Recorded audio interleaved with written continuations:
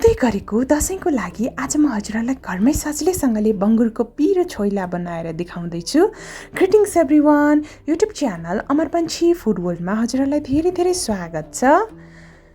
यो बङ्गुरको छोइला चाहिँ खास गरेर हजुरहरूले ड्रिङ्क्सहरूसँग दशैंमा खान सक्नुहुन्छ। चिउरासँग खानुभयो भने पनि वा भुजासँग खानुभयो भने पनि एकदम मिठो हुन्छ। आजको रेसिपी 3 जनाको लागि बनाउन जाँदैछु। त्यसको लागि पोर्क आधा केजी लिएँ। त्यसमा मैले नुन आधा चम्चादेखि 1 चम्चासम्म लिन सक्नुहुन्छ स्वादअनुसार। रातो खुर्सानी आधा चम्चा लिएँ। धनियाको धुलो आधा चम्चा र कागतीको जुस जुन हुन्छ नि, एउटा सिङ्गै कागतीको जुसलाई म राख्दैछु। कागतीको जुसले एकदमै स्पेशल फ्लेभर दिन्छ हाम्रो पोर्कको छोइलामा। बनाउन एकदमै सजिलो छ। यो सिम्पल तरिकामा नै घरमै पाइने सामग्रीहरूबाट म बनाएर देखाउँदैछु। र त्यसपछि लसुन अदुवा जुन मैले 3 चम्चा लसुन अदुवाको छ नि पेस्ट बनाएको थिएँ, त्यसको झोल मात्रै राखेँ है मैले चाहिँ। हेर्नुहोस् है त, लसुन अदुवाको झोल राख्यो भने एकदम रसिलो र मिठो हुन्छ हाम्रो पोर्क छोइला। त्यसपछि एकदमै समय दिएर 3-4 मिनट मजाले मोल्नु होला हरेक पिसलाई। हेर्नुहोस् है त, यसलाई चाहिँ बङ्गुरको खास गरेर छोइला बनाउँदा म्यारिनेट गर्न एकदमै जरुरी पर्छ। 1 घन्टा यसलाई फ्रिजमा राखिदिनु भए पनि हुन्छ वा यत्तिकै नै 1 घन्टा छोडेर राख्नु भए पनि हुन्छ, एकदमै टेस्टी हुन्छ। हेर्नुहोस् है, त्यो छोपेर राखेँ। साथसाथै एउटा प्याज लिएँ, धनियाको केही पत्ताहरूलाई लिएँ, गोलभेडा 2वटालाई मसिनो गरेर काटेँ, कागती एउटा चाहिन्छ, रातो खुर्सानी 4वटा लिएँ र टिमुर 6वटा लिएँ। बेसार आधा चम्चा लिनुपर्छ। हजुरहरूले नुन खुर्सानी आफ्नो टेस्ट अनुसार राख्न सक्नुहुन्छ है त। र त्यसपछि फ्राई गर्नको लागि तेल लिँदैछु मैले यसरी 200 ml जति। मैले चाहिँ यो सनफ्लावर अयल लिएकी हुँ। तेललाई मजाले तताउनु होला।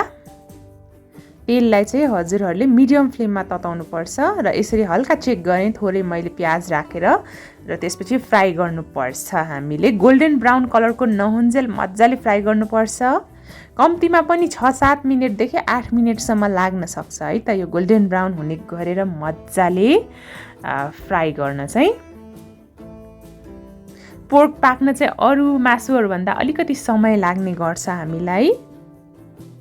एकैछिन नचलाउनु होला र 1-2 मिनटपछि हल्का यसरी चलाउन सक्नुहुन्छ हजुरहरूले। एकदमै टेस्टी बन्छ। मलाई चाहिँ एकदमै मनपर्छ पोर्क भनेपछि चाहिँ है।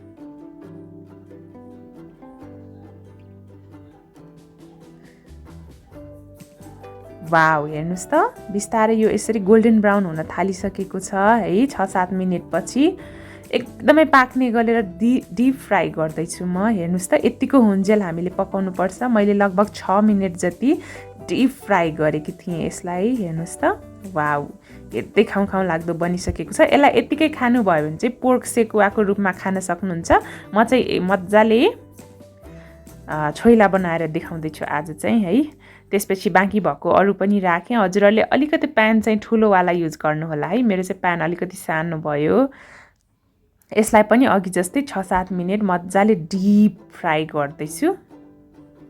खास गरेर यो धरानमा बस्ने हाम्रो साथीहरूले एकदमै मन पराउनुहुन्छ यो धराने बङ्गुरलाई चाहिँ। एकदमै सजिलैसँगले घरमै बन्छ। हेर्नुहोस् है त, लगभग आधा केजीको यति जति भयो है। त्यसपछि एउटा सानो प्यानमा मैले टिमुरलाई मजाले राखेँ र त्यसपछि खुर्सानीलाई पनि राखेँ। तेल हल्का तताएर तेल 1 चम्चा जतिमा र त्यसैमा मैले गोलभेडा पनि राखेँ। टिमुर चाहिँ धेरै डढ्न नदिनु होला है। ग्यासको फ्लेम एकदमै सानो गरेर फ्राई गर्नुपर्छ। यसलाई हल्का ग्रेभी नहुन्जेल मात्रै मैले यसरी बनाउँदैछु यो छोइलाको लागि। छोइला भन्ने बित्तिकै टिमुर राख्दा एकदमै स्वादिलो हुन्छ। हजुरहरूले मेरो च्यानल अमर पन्छी फुड वर्ल्डलाई सब्सक्राइब गर्नुभएको छैन भने प्लिज सब्सक्राइब पनि गरिदिनु होला है। 2 मिनट जति मजाले पकाएँ मैले। त्यसपछि यसलाई एउटा सिलौटामा पिस्दैछु। अघि लसुन अदुवासँगै हजुरहरूले मिक्सरमै पिस्नु भए पनि केही फरक पर्दैन। खास गरेर छोइलाहरूमा गोलभेडा राख्दा चाहिँ एकदमै टेस्टी हुने गर्दछ है। मजाले पिस्नु होला यसलाई मसिनो गरेर।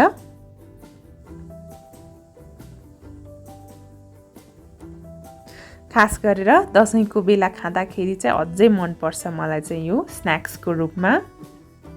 यसरी मजाले धुलो पिठो उ गर्ने गरेर सिलौटामा पिसे खास गरेर सिलौटामा पिसेको मसला राख्दा एकदम मिठो हुन्छ सोया सस 1 चम्चा राखेँ र केचप पनि राख्दैछु यो चाहिँ अप्सनल हो सोया सस र केचप तर राख्दाखेरि एकदम मिठो हुन्छ गुलियो गुलियो टाइपको धनियाको केही पत्ताहरूलाई राखेँ है मजाले मोल्दैछु यसलाई म हात एकदमै सफा हातले मोल्नु होला सकेसम्म चम्चाले नमोल्नु होला है हातैले मोल्दाखेरि अझ टेस्टी हुने गर्छ हेर्नुस् त अघि पिसेको मसला पनि हाल्न बाँकी छ र थोरै जिराको धुलोलाई हालेँ मैले है जिरा धनियाको साथसाथै प्याजलाई पनि राखेँ आधा जति प्याजलाई मसिनो गरेर काटेकी थिएँ कागतीको रस त राख्नै पर्यो छोइलामा एकदम ट्वाक्क परेको अमिलो पिरो बनाउनको लागि र अलिक अघि पिसेको मसलालाई पनि राखेँ है यति टेस्टी हुन्छ कि कुरै नगरौँ यो चाहिँ एकदमै रसिलो पनि हुन्छ यो म्यारिनेट गरेको भएर थोरै धनिया पनि राखेँ है कतिको पिरो मनपर्छ त्यही अनुसार एडजस्ट गर्न सक्नुहुन्छ लगभग 3 जनाको लागि मजाले पुग्छ यो आधा केजी चाहिँ है